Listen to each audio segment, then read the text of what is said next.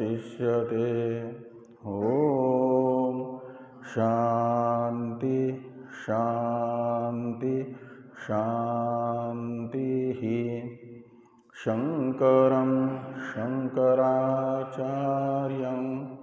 केशवं बादरायणं सूत्रभाष्य कृतो वंदे भगवन्तौ पुनः पुनः। ईश्वरो गुरुरात्मेति मूर्तिभेद विभागिने व्योमवद्व्याप्तदेहाय दक्षिणामूर्तये नमः। ओम शांति शांति शांति।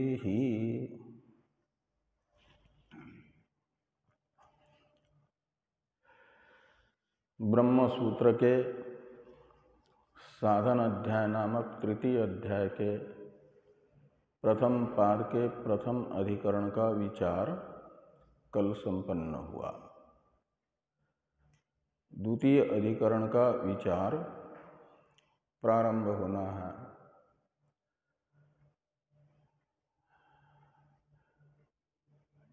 इष्टादि कर्मों का लोकांतर के विषय भोग के उद्देश्य से अनुष्ठान करने वाले मनुष्य लोक में किए हुए इष्टादि कर्मों का फलोपभोग करने के लिए जब यजमान शरीर को छोड़ करके जाते हैं तो भूत सूक्ष्मों से परिवेष्टित होकर के ही लोकांतर में अपने द्वारा किए हुए कर्मों का फलोपभोग करने के लिए जाते हैं। इस सिद्धांत को स्थापित किया प्रथम अधिकरण में।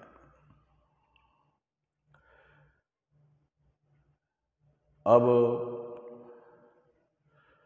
गति जहाँ है तो आगति भी अवश्यंभाविनी है। तो गति का कथन इष्टादि कर्मियों के करके द्वितीय अधिकरण के द्वारा आगति का वर्णन किया जा रहा है। यहाँ से स्वर्ग गए हुए इष्टादि कर्मकारी हमेशा हमेशा के लिए स्वर्ग में नहीं रहते हैं। उनकी फिर इस मृत्यु लोक में वापसी होती है।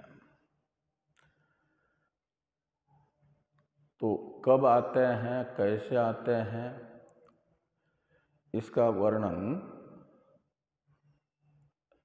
सुनाया जा रहा है द्वितीय अधिकरण में। द्वितीय अधिकरण का नाम है कृतात्ययाधिकरण। कृतात्ययाधिकरण के हैं 4 सूत्र। इन 4 सूत्रों के व्याख्यान रूप भाष्य में कृतात्ययाधिकरण का विस्तृत स्वरूप बताया गया है। भाष्य के द्वारा उक्त इस अधिकरण के विस्तृत स्वरूप को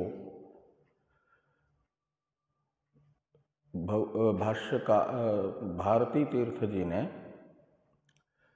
संक्षेप में 2 श्लोक से कहा है। वे 2 श्लोक यहाँ पर छपे हुए हैं। पहले उनका उच्चारण तथा अर्थानुसंधान हम लोग कर लें, फिर कृतात्यय इत्यादि प्रथम सूत्र की चर्चा प्रारंभ करेंगे।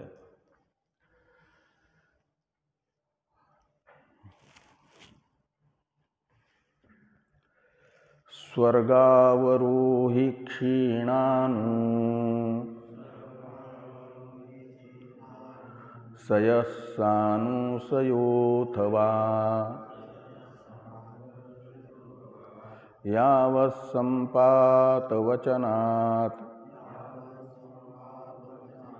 क्षीणानुशय इष्यते जातमात्रस्य भोगित्वात् एकभव्ये विरोधतः चरणश्रुतितः सानु सयः कर्मान्तरैरयम्।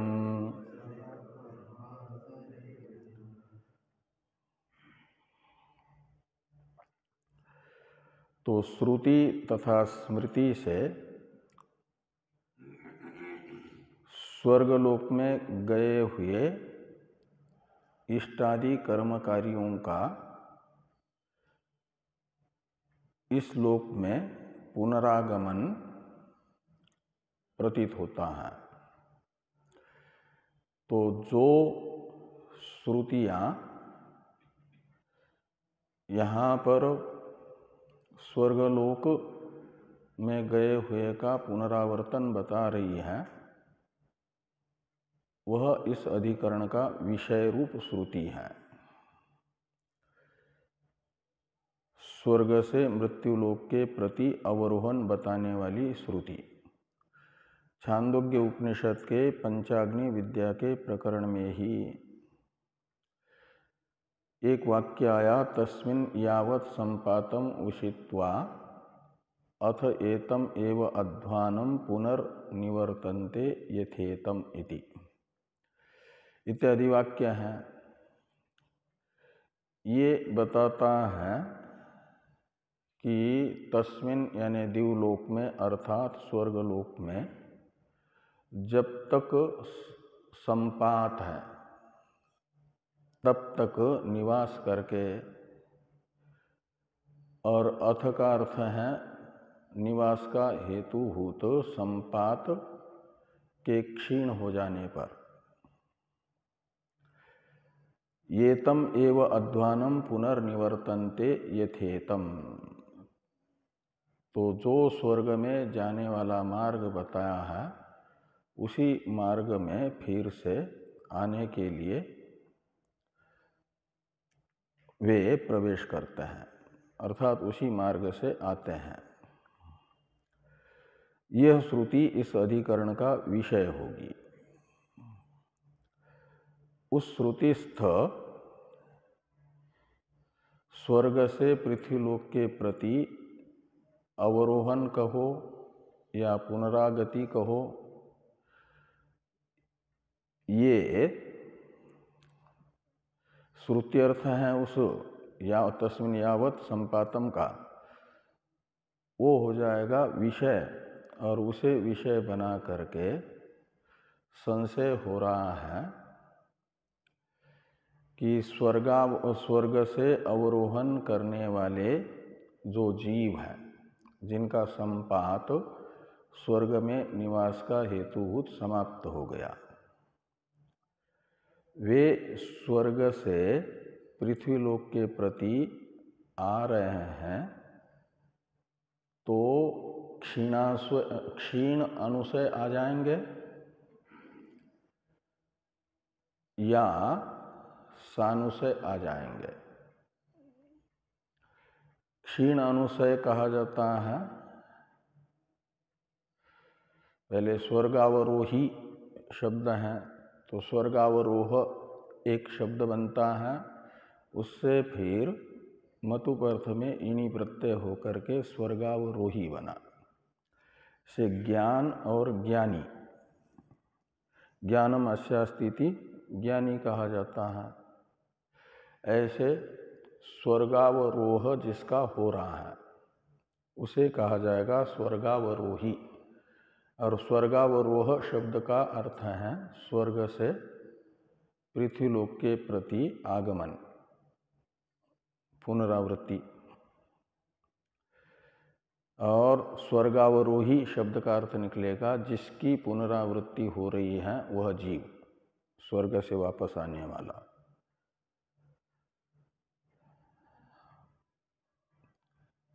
वह क्षीणानुशय आएगा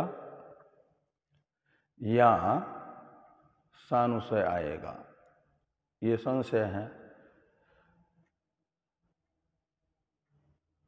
तो क्षीणानुशय किसको कहा जाएगा? तो क्षीण शब्द का अर्थ होता है समाप्त, अनुशय शब्द का अर्थ है कर्म। तो क्षीण हो गया है अनुशय, यानी कर्म जिनका, उन्हें कहा जाएगा क्षीणानुशय। और अनुशय शब्द का अर्थ संपूर्ण कर्म, ये लेना, कर्म शेष। और क्षीण कर्म शेष यानी बिल्कुल कर्म शेष रहा ही नहीं, जितना कर्म किया था वो सारा का सारा समाप्त हो जाए, तब स्वर्ग से अवरोहण करने वाला पृथ्वी के प्रति आएगा, अथवा स्वर्ग से पृथ्वी के प्रति आने वाला सानुशय आएगा।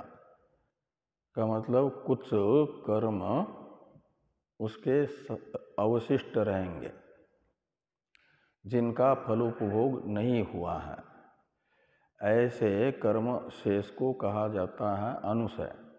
और सानुशय शब्द का अर्थ निकलेगा उस अभुक्त कर्म शेष से युक्त।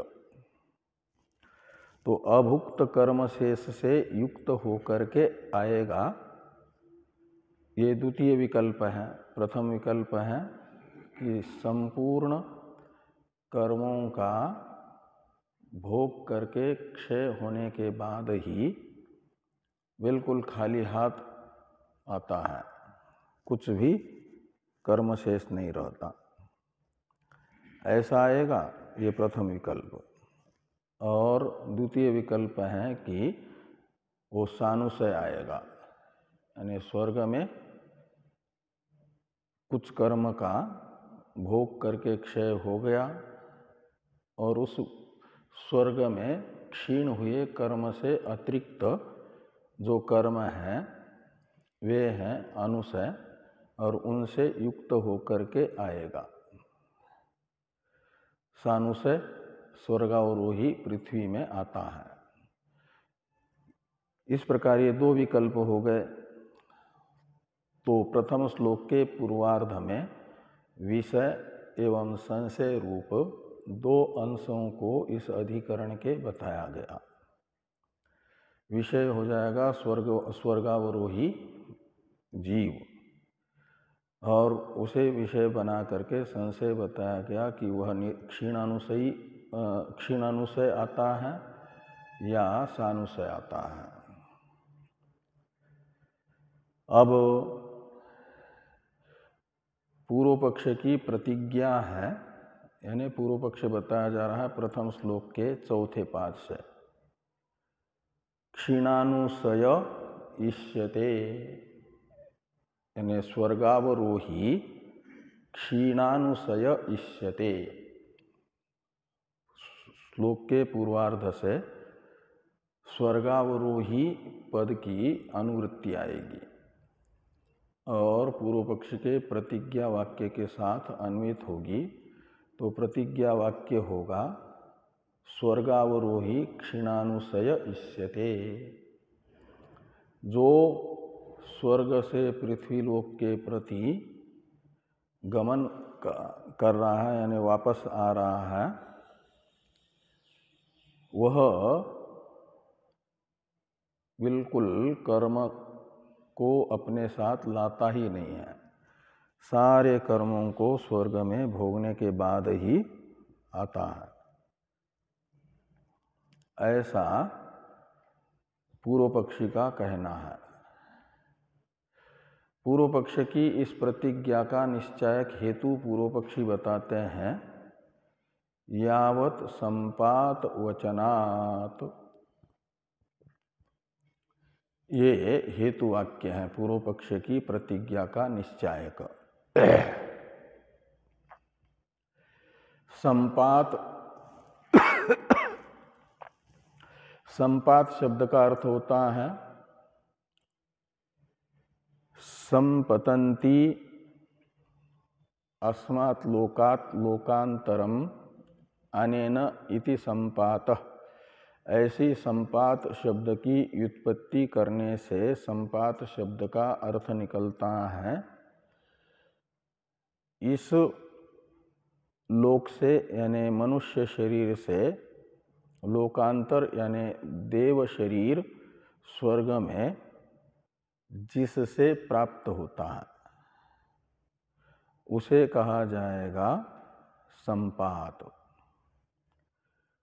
स्वर्ग इस लोक से स्वर्गलोक की प्राप्ति का कारणभूत कर्म, वो हो गया संपात शब्द का अर्थ। और यावत संपात, इसमें यावत शब्द है अवधि को बताने वाला। यावत तावत होता है यानी यावत यानी जब से, और तावत का अर्थ होता है तक। तो यावत शब्द का प्रयोग संपात के साथ होने से अर्थ निकलेगा जब तक ये इस लोक में किए हुए कर्मों का फलोपभोग नहीं होता है तब तक तो वहां रहता है। और जैसे ही फलोपभोग पूरा हो गया सारे कर्मों का, यावत शब्द संपूर्ण कर्म का परामर्शक है। और फिर क्या होता है, सारे कर्म भोग करके समाप्त होने पर कोई अनुशय शब्दित कर्म शेष रहा नहीं। तो निरनुशय हो गया वो। निर का अर्थ है अनुशय रहित, निरनुशय का अर्थ है। और अनुशय यानी कर्मशेष। अब कोई कर्मशेष रहा नहीं उसके पास। ऐसा वापस आएगा यह यावत संपातम उषित्वा, इस श्रुति से निश्चित होता है। ये कौन कह रहे हैं? पूर्व पक्षी। तो यावत संपात वचनात्, तो यावत संपात यह जो विशेषण है, इस विशेषण के सामर्थ्य से यह अर्थ निकलता है कि स्वर्गावरोही जीव पृथ्वी के प्रति स्वर्गावरोहत क्या नाम स्वर्ग से पृथ्वी के प्रति अवरोहण तब करता है जब कोई कर्म रहता नहीं है।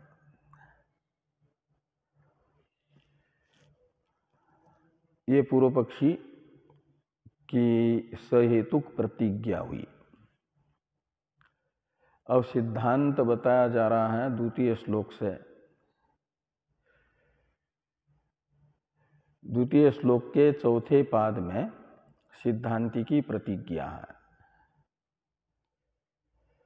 सिद्धांति के प्रतिज्ञा वाक्य को भी पूरा करने के लिए प्रथम श्लोक से प्रथम पद की अनुवृत्ति लानी है प्रतिज्ञा वाक्य में।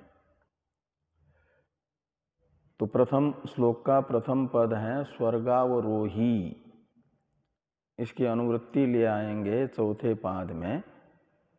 तो सिद्धांति की प्रतिज्ञा होगी स्वर्गावरोही सानुशय एव कर्मांतरैः अयम सानुशय एव। तो यहाँ पर अयम शब्द वो स्वर्गावरोही का परामर्शक होने के कारण स्वर्गावरोही पद की अनुवृत्ति लाने की जरूरत नहीं है। तो कर्मांतरैः सानुशय एव अयम स्वर्गात् पृथ्वीम अवरोहति, ऐसा अर्थ निकलेगा। प्रतिज्ञा वाक्य होगा कि अयम यानी स्वर्गावरोही जीव जब स्वर्ग से पृथ्वी के प्रति आता है तो कर्मांतरैः सानुशयः सन आगच्छति, ऐसा अर्थ निकलेगा। तो कर्मांतर में कर्म शब्द से लेना स्वर्ग में निवास के हेतुभूत कर्म, यानी देवता शरीर का प्रारब्ध। कर्म दो प्रकार के हो जाते हैं न शरीर छूटते समय। दो विभाग कर्म के हो जाते हैं भावी शरीर का, एक तो प्रारब्ध और दूसरा संचित। तो संपात शब्द से लिया जाएगा प्रारब्ध मात्र। यावत संपातम उषित्वा, इस श्रुति में संपात शब्द का अर्थ है देवता शरीर में जिन कर्मों का फलोपभोग होना है वे देवता शरीर के प्रारब्धभूत कर्म, ये संपात हैं। और वह भोग करके समाप्त हो गया, तो संपात का तो समापन हो गया स्वर्ग में। तो जैसे यहाँ मनुष्य शरीर में जीव मनुष्य शरीर में रह करके प्रारब्ध का जब तक फलोपभोग नहीं होता तब तक करता है, उसके बाद इसे छोड़ देता है। ऐसे ही देवता शरीर में भी देवता शरीर के संपात शब्दित प्रारब्ध का भोग करके क्षय होते ही देवता शरीरस्थ जीव को छोड़ना पड़ता है और फिर वापस मनुष्य लोक में आना होता है। जैसे मनुष्य लोक से गया, मनुष्य शरीर छोड़ करके देवता शरीर धारण किया, ऐसे देवता शरीर छोड़ करके वापस आएगा यहाँ, और यहाँ आकर के पृथ्वीलोक निवासी योनि में से कोई भी एकाध योनि को प्राप्त करेगा। ये जरूरी नहीं कि स्वर्ग से आने वाले सभी के सभी मनुष्य ही बनेंगे। जो स्वर्ग से आते हैं सब मनुष्य ही होते हैं, ऐसा नहीं है। कुछ मनुष्य बनेंगे, मनुष्यों में भी कुछ सात्विक, कुछ राजस, कुछ तामस मनुष्य बनेंगे, कुछ पामर रहेंगे, कुछ विषयी रहेंगे, कुछ जिज्ञासु होंगे आने वाले। तो इस प्रकार और कुछ मनुष्य से अन्य योनि में भी चले जाएंगे। स्वर्ग से आए हुए श्रुति बताएगी कि शुकर भी हो सकता है, श्वान भी हो सकता है, कोई भी हो सकता है पृथ्वी निवासी प्राणी। तो स्वर्ग से अवरोहण करने वाले जीव जब पृथ्वी लोक पर आएंगे तो कोई मनुष्य बनेंगे सात्विक, कोई राजस, कोई तामस, कोई मनुष्य से अतिरिक्त योनि में चले जाएंगे। इसमें निमित्त क्या बनेगा?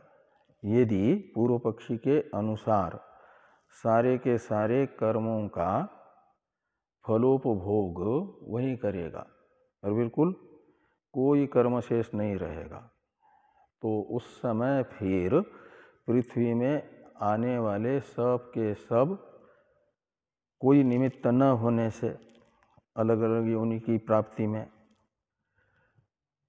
तो अलग अलग योनि में न जा करके एक ही योनि में जानी चाहिए और सबका एक जैसा ही मनुष्य योनि में सुख दुख मिलना चाहिए जन्म होते ही।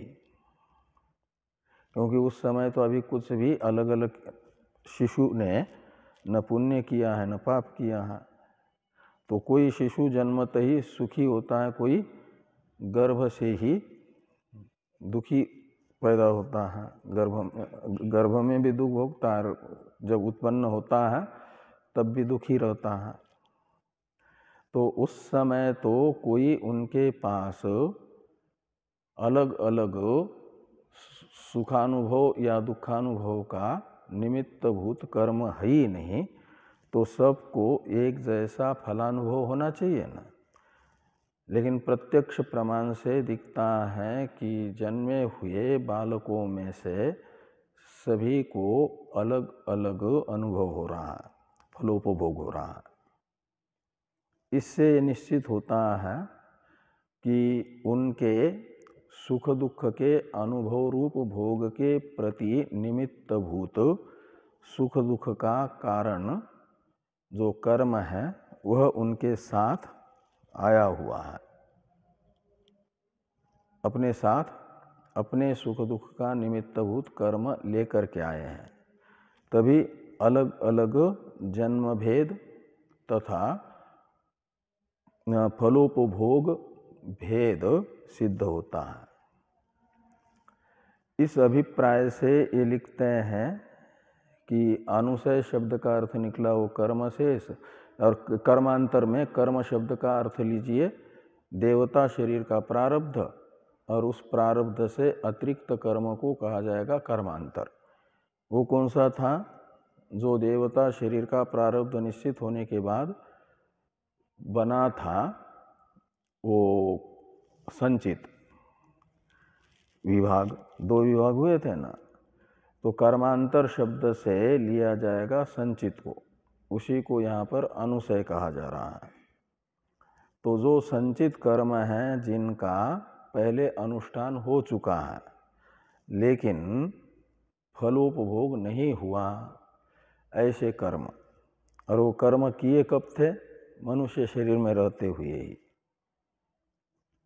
संचित कर्म भी और देवता शरीर में जिन कर्मों का फलोपभोग हुआ है वे कर्म भी किए थे मनुष्य शरीर में रहते समय।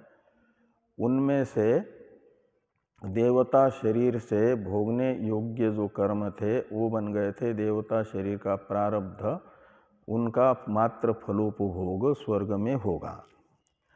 और फिर कर्मांतर शब्द से लिया जाएगा, कर्मांतर कहो या अनुशय कहो या संचित कर्म कहो, और उन संचित कर्मों में से फिर देवता शरीर छोड़ते समय भी वही प्रक्रिया होती है ना।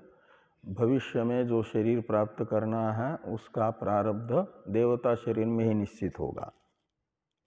संचित कर्म में से जिन कर्मों का फलोपभोग होना है देवता शरीर छोड़ करके पृथ्वीलोक में आने के बाद गृहीत शरीर के द्वारा उस शरीर का प्रारब्ध पूर्व में ही सुनिश्चित होगा, उसे कहा जाएगा कर्मांतर। और संचित को भी तो संचित शब्द से कहा जाएगा, और कर्मा अनुशय शब्द से भी उन दोनों को लिया जाएगा।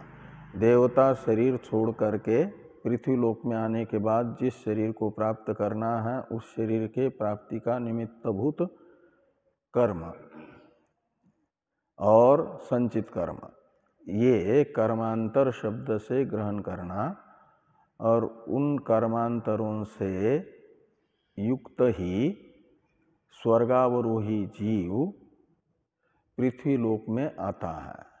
इसलिए माना जाएगा कि जीव स्वर्गावरोही सानुशय आता है, निरनुशय नहीं। कहा ये कैसे निश्चित हुआ? तो कुछ एक भव्यवादी विचारक हैं। एक भव्यवादी विचारक किनको कहा जाता है? जो ये मानते हैं कि इस जन्म में जितने कर्म किए हैं वे सारे के सारे मनुष्य शरीर छूटने के बाद जो दूसरा शरीर प्राप्त होगा उस शरीर में भोगे जाते हैं।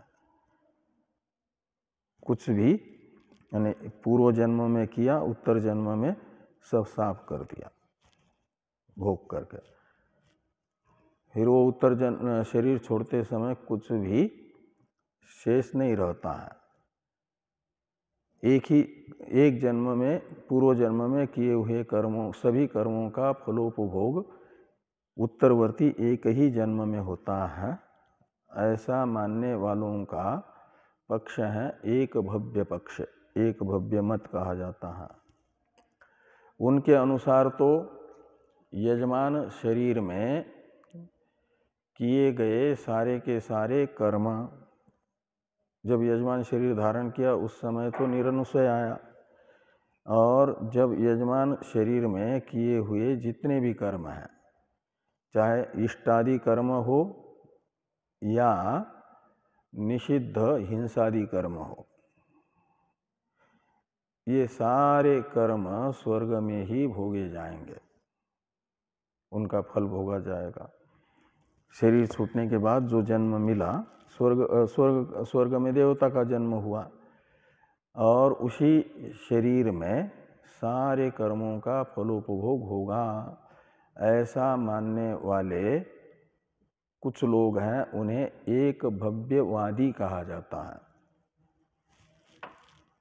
उस एक भव्यवाद का कहते हैं युक्ति से उपादन नहीं होता, युक्ति से सिद्धि नहीं होती है, विरोध है युक्ति के साथ उसका। इसलिए टीका में लिखा, भाष्य में लिखा, क्या नाम, वो द्वितीय श्लोक के पूर्वार्ध में लिखा कि ऐक भव्ये विरोधतः। तो जो ऐक भव्य मत है, पूर्व जन्म में किए हुए संपूर्ण कर्मों का फलोपभोग उत्तर जन्म में होता है, तभी उत्तर शरीर छूटता है। जीव बिल्कुल कर्म से रहित होता है उत्तर जन्म में, तब वो शरीर छूटता है, दूसरा शरीर प्राप्त होता है। ऐसा मानने वाले जो लोग हैं, उनका विरोध है। किसके साथ विरोध है? युक्ति के साथ और शास्त्र के साथ। शास्त्र के साथ भी और युक्ति के साथ भी विरोध है। युक्ति कौन सी है जिसके साथ विरोध होगा?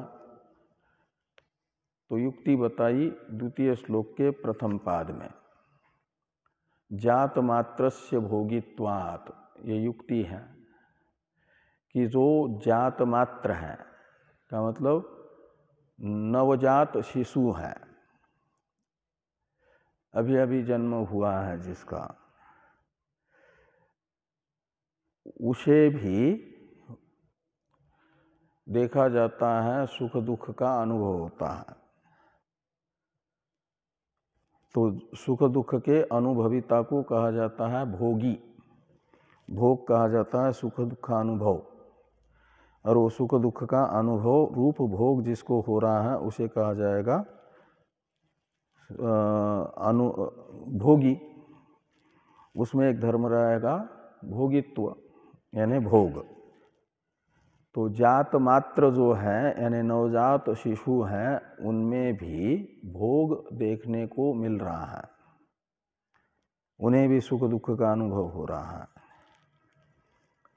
उनके होने वाले सुख दुख का निमित्तभूत कर्म कौन है? अभी तो उन्होंने कुछ किया ही नहीं है, और कुछ भी किया नहीं, और अलग अलग अनुभव हो रहा है, किसी को सुख किसी को दुख। नहीं तो नवजात शिशुओं को जब तक नए कर्म नहीं करते तब तक एक जैसा ही अनुभव होना चाहिए। सुख का अनुभव हो रहा है तो सभी को सुख का ही अनुभव होना चाहिए। दुख का अनुभव होता है तो सबको दुख का ही अनुभव मानना चाहिए, क्योंकि कोई निमित्त नहीं है ना। एक भव्यवादी के अनुसार तो ये युक्ति है कि नवजात शिशु के भोग में जो विविधता दिख रही है प्रत्यक्ष प्रमाण से, उस प्रत्यक्ष प्रमाण के साथ भी और युक्ति के साथ भी विरोध है। किसका? एक भव्य मत का। विरोध होने से ये माना जाएगा कि कर्म शेष रहता है, और कर्म शेष रहेगा तो प्रारब्ध का मात्र फलोपभोग उस शरीर से होगा, और अतिरिक्त कर्म संचित का कहा जाने वाला उसके वो शरीर छूटते समय दो विभाग फिर बनेंगे, प्रारब्ध और संचित। तो सबका प्रारब्ध देवता शरीर छोड़ते समय एक जैसा नहीं होगा।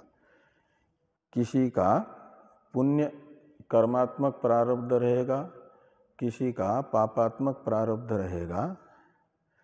तो जिसका पापात्मक प्रारब्ध है ऐसे शिशु का जन्मत ही दुखानुभव रूप भोग होगा, और जिसका पुण्यात्मक प्रारब्ध है उसे हो जाएगा सुखात्मक भोग। ये विविधता भोग में जो सिद्ध हो रही है, दिख रही है, उसकी उपपत्ति सानु से स्वर्गावरोही आता है, इस सिद्धांत पक्ष में तो होती है, और एक भव्य मत में नहीं हो पाती। इसलिए एक भव्य मत प्रत्यक्ष तथा युक्ति विरुद्ध होने से। और दूसरी बात, श्रुति प्रमाण से भी एक भव्यवाद का विरोध है, और सिद्धांत पक्ष का विरोध नहीं अपितु संवाद है। इसलिए सिद्धांत पक्ष माना जाएगा श्रुति सम्मत पक्ष। इसे दिखाने के लिए कहा कि चरण श्रुतितः, तो चरण श्रुति है य इह रमणीय चरणा ते ब्राह्मण योनिम वा क्षत्रिय योनिम वा इत्यादि से लेकर के स्वा योनि इत्यादि तक ये वाक्य हैं, वहाँ तक वो बताता है कि अलग अलग योनि की प्राप्ति होती है। दो प्रकार के स्वर्गावरोही हैं। स्वर्गावरोही के वहाँ उस श्रुति ने दो प्रकार बताए, दो अलग अलग विशेषण दे करके। एक रमणीय चरण स्वर्गावरोही, और दूसरे कपूय चरण स्वर्गावरोही। ऐसे स्वर्गावरोही के दो अवान्तर भेद हैं। रमणीय चरण कहा जाता है पुण्य कर्मों को, और कपूय चरण कहा जाता है पापियों को। पुण्यात्मा है रमणीय चरण। तो देवता शरीर से जिन कर्मों का फलोपभोग हुआ वह प्रारब्ध कर्म, और उससे अतिरिक्त जो संचित कर्म बना था, वो संचित कर्म था उनका, देवताओं का, देवता शरीर में रहते हुए जीव का, वो तो जैसा का तैसा बना हुआ है। उसमें से जो रमणीय चरण शब्दित पुण्य कर्म है, और उन पुण्य कर्मात्मक पुण्य कर्म रूप प्रारब्ध जिनका फलोन्मुख हो गया है, पुण्य कर्म देवता शरीर छोड़ते समय पुण्य कर्म जिनके फलोन्मुख हो गए, वे हैं रमणीय चरण स्वर्गावरोही। तो उनका तो प्रारब्ध बनेगा पुण्य कर्मात्मक, उन्हें ब्राह्मणादि योनि की प्राप्ति होगी। और जो कपूय चरण है का मतलब देवता शरीर छोड़ते समय संचित में से पाप कर्मों का ही फलाभिमुख्य हुआ, पाप कर्म ही फलोन्मुख हो गए हैं, अर्थात प्रारब्ध बन करके सामने आए हैं। तो स्वर्गावरोही जीव का भावी शरीर वो जो प्राप्त उसे होगा वह पाप कर्मों का फलोपभोग, उसका निश्चित जो प्रारब्ध रूप पापात्मक प्रारब्ध है उसका फलोपभोग जिस शरीर में होगा, स्वानादि शरीरों में, उसकी प्राप्ति होगी। स्वानादि शरीरों की ये बताती है वो श्रुति, उसे कहा गया चरण श्रुति शब्द से अधिकरण सार में। तो चरण श्रुतितः का अर्थ निकलेगा इह रमणीय चरणा इत्यादि श्रुति से ये सिद्ध होता है कि देवता शरीर के द्वारा जिन कर्मों का फलोपभोग किया है उनसे अतिरिक्त जो संचित कर्म था, दो प्रकार का, पुण्यात्मक पापात्मक, उनमें से जो जिनका पुण्यात्मक संचित कर्म फलोन्मुख होता है अर्थात प्रारब्ध बन करके भावी शरीर का सामने आता है, तो वे पृथ्वीलोक में आकर के सात्विक ब्राह्मणादि बनते हैं। और जो जिनका पापात्मक कर्म ही देवता शरीर छूटने के बाद भावी शरीर से भोगने के लिए उन्मुख हो गया, फल देने के लिए फलोन्मुख हुआ है, तो वे हो गए कपूय चरण, वे कुत्ता आदि योनि में जाएंगे। ये यहाँ पर श्रुति बताती है। इसलिए स्वर्ग से अवरोहण करने वाले सारे के सारे मनुष्य ही बनेंगे, ये श्रुति का सिद्धांत नहीं है। और निरनुशय आते हैं, ये भी श्रुति का सिद्धांत नहीं है। सानुशय आते हैं, उसमें से जिनका वह प्रारब्ध पुण्यात्मक होगा वो मनुष्य बनेंगे, जिनका पापात्मक होगा वे पशुआदि बनेंगे, स्वर्ग से आकर के भी। ये यहाँ पर चरण श्रुति बताती है। इससे ये निश्चित होता है कि स्वर्गावरोही जीव निरनुशय नहीं आते, अपितु सानुशय आते हैं पृथ्वीलोक पर। यही सिद्धांत यहाँ पर बताया जाएगा कृतात्य अधिकरण में विस्तार से भाष्य में। अब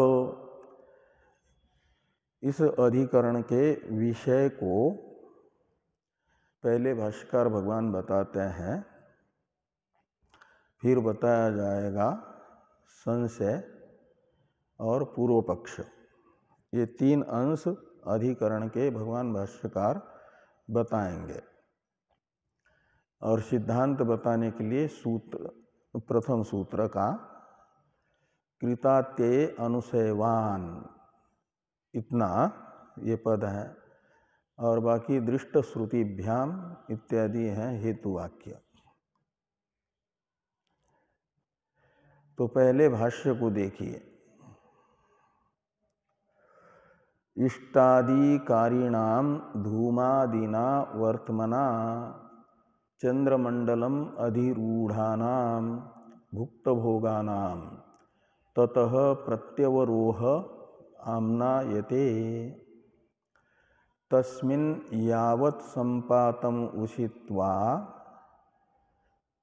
अथ एतम एव अध्वानं पुनर्निवर्तन्ते यथेतम इति आरभ्य यावत् रमणीय चरणा ब्राह्मणादि योनिम आपद्यन्ते कपूय चरणा स्वादि योनिम इति। तो ये कहते हैं कि इष्टादिकारिणाम धूमादीना वर्तमना चंद्रमंडलम अधिरूढ़ानाम भुक्त भोगानाम।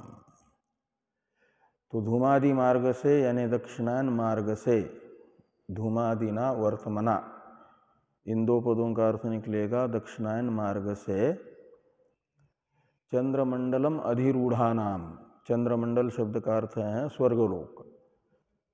तो स्वर्गलोक में जो अधिरूढ़ हो गए यानी स्वर्ग में पहुँचे हैं इष्टादि कर्मकारी, और स्वर्ग में पहुँच करके स्वर्ग में निवास का हेतुभूत जो प्रारब्ध कर्म था उस कर्म का फलोपभोग हो गया है, इसलिए भुक्त भोगा नाम ये बता रहा है विशेषण। स्वर्ग में पहुँचे हुए जीवों का भुक्त भोगा नाम ये विशेषण बता रहा है। वे भी दो है ना, जिनका प्रारब्ध अभी स्वर्ग में निवास का हेतुभूत विद्यमान है, पूरा नहीं हुआ है, उनको तो कहा जाएगा अभुक्त भोगा नाम, अभी भोग बाकी है उनका। और भुक्त भोग कहा जाएगा जिन्होंने स्वर्ग में निवास करके स्वर्गीय सुख का अनुभव जिन कर्मों के फलस्वरूप करना था उन सब अनुभव को कर लिया, यानी भोग लिया, प्रारब्ध समाप्त हो गया उनका स्वर्ग में रहने का, उन्हें कहा जाएगा भुक्त भोग। ऐसे जो जीव हैं उनका क्या होगा, तो कहते ततः अवरोह आमनायते। तो ततः यानी स्वर्गात, प्रत्यवरोह, तो प्रत्यवरोह है वापसी, पुनरागमन पृथ्वीलोक में, ये प्रत्यवरोह शब्द का अर्थ निकलेगा। तो ततः यानी स्वर्ग से वापसी पृथ्वीलोक में आमनायते यानी श्रुतियाँ प्रतिपाद्यते, श्रुति के द्वारा बताई जा रही है। कहा कौन सी श्रुति है, जो स्वर्ग में निवास का हेतुभूत प्रारब्ध कर्म जिनका समाप्त हो गया उनका पृथ्वीलोक में प्रत्यवरोह बताने वाली श्रुति कौन सी है। तो श्रुति बताते भाष्कर भगवान, तस्मिन् यावत् संपातम उषित्वा अथ एतम एव अध्वानं पुनर्निवर्तन्ते यथेतम इति आरभ्य।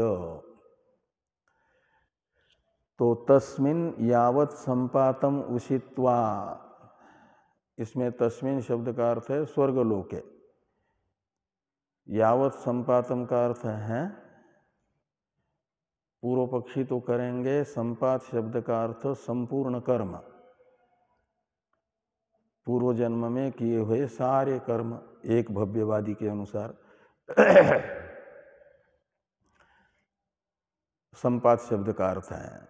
लेकिन सिद्धांत के अनुसार संपात शब्द का अर्थ निकलेगा स्वर्ग में जिन कर्मों का फलोपभोग होना है वे कर्म, यानी प्रारब्ध कर्म, देवता शरीर के प्रारब्ध कर्म। तो उन प्रारब्ध कर्मों का फलोपभोग होने तक ये यावत् संपातम का अर्थ निकलेगा। तब तक क्या करते हैं, तो तस्मिन् उषित्वा, उषित्वा का अर्थ है निवास करके, तस्मिन् यानी स्वर्गलोक में। स्वर्गलोक में कब तक निवास करते हैं, जब तक देवता शरीर में रह करके स्वर्गीय भोग का निमित्तभूत प्रारब्ध समाप्त नहीं होता तब तक रहते हैं। और समाप्त होने पर क्या करते हैं कि अथ यानी उस देवता शरीर का प्रारब्ध समाप्त होने पर ईतम एव अध्वानम, एतम एव अध्वानम पुनर्निवर्तन्ते। तो एतम एव अध्वानम यानी इसी अध्वा शब्दित मार्ग को लेना, इसी मार्ग को यानी धूमयान मार्ग को ही आते हैं, धूमयान मार्ग से फिर वापस आते हैं।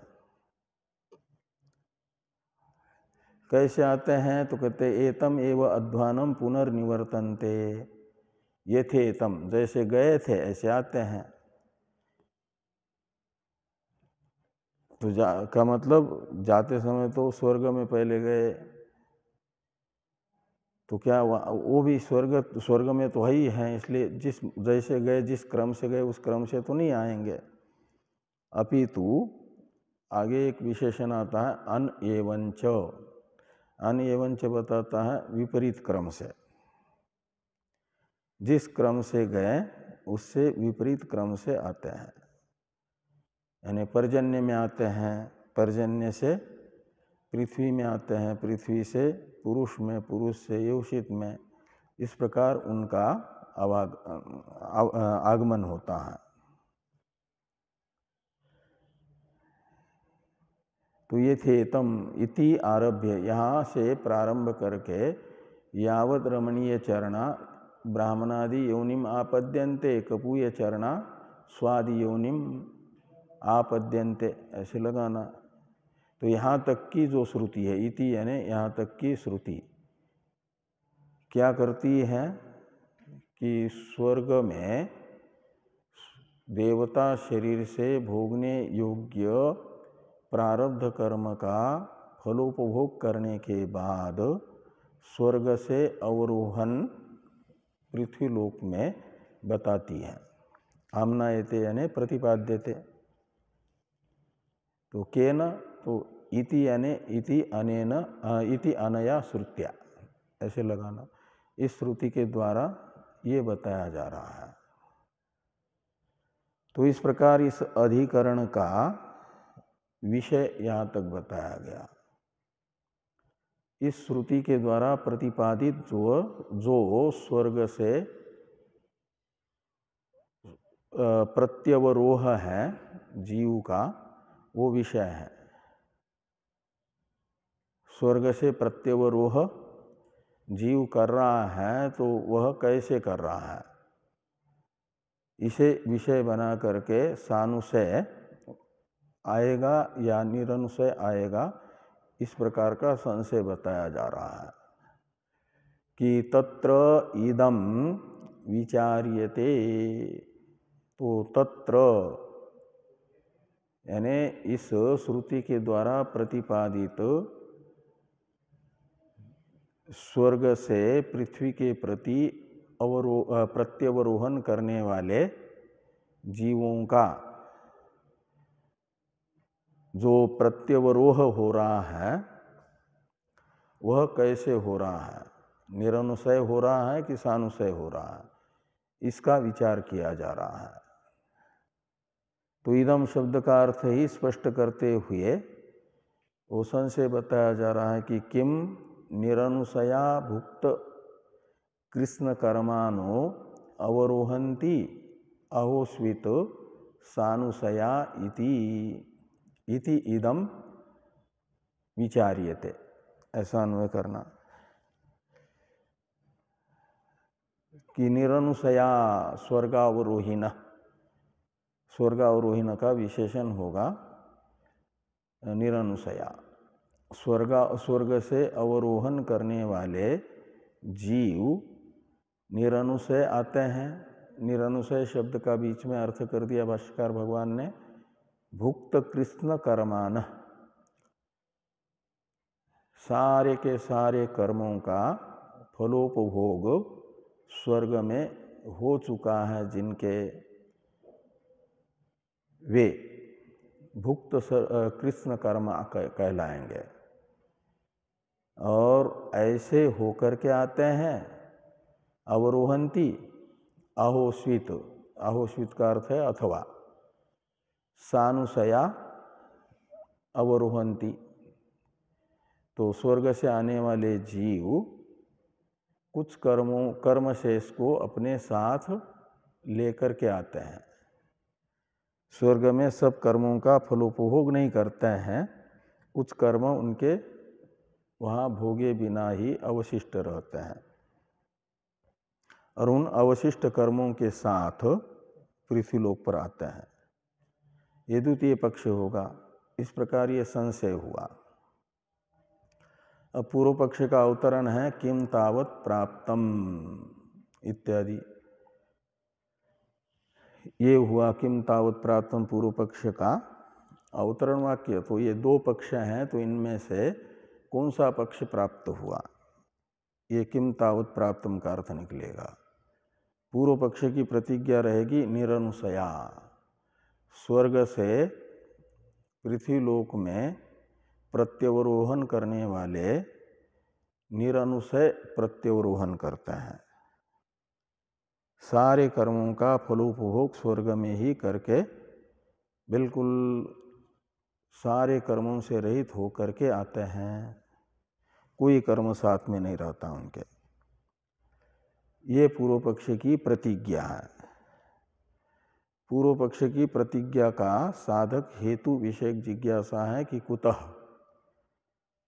कुतः का अर्थ है कस्मात् हेतु, किस कारण से आप यह बता रहे हो कि किसी भी कर्म से युक्त होकर के स्वर्गावरोही जीव नहीं आते पृथ्वी पर, सारे कर्मों से रहित होकर के ही आते हैं।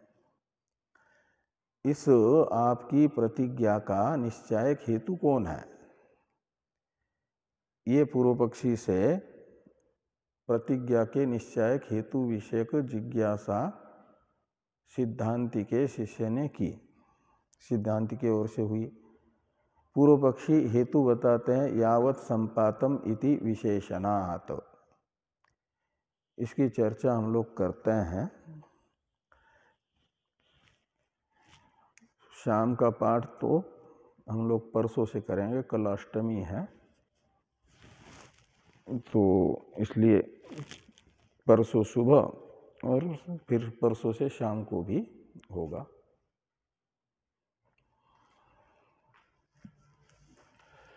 ओम पूर्णमदः पूर्णमिदं पूर्णात् पूर्णमुदच्यते पूर्णस्य पूर्णमादाय पूर्णमेवावशिष्यते।